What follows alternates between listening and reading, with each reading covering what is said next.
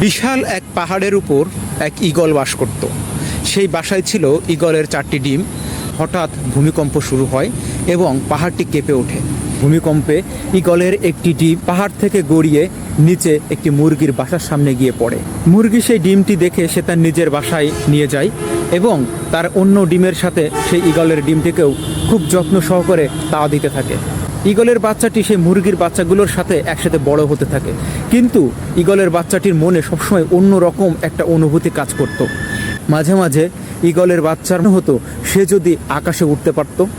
সে যখনই তার মনের কথাগুলো মুরগির বাচ্চাদের সাথে শেয়ার করে, তখন তারা বলে, তুমি কখনোই উঠতে পারবা না, এটা অসম্ভব, মুরগি কখনো আকাশে উঠতে পারে না। ঈগলের বাচ্চা বিশ্বাস করা শুরু করলো যে সে কখনোই উঠতে পারবে না। গল্প থেকে আমরা কি শিখতে পারি? আমরা যদি অন্যের কথায় আমাদের ইচ্ছাগুলোকে সবসময় চেপে রাখি, তাহলে আমরা কখনোই সামনে যেতে পারবো না।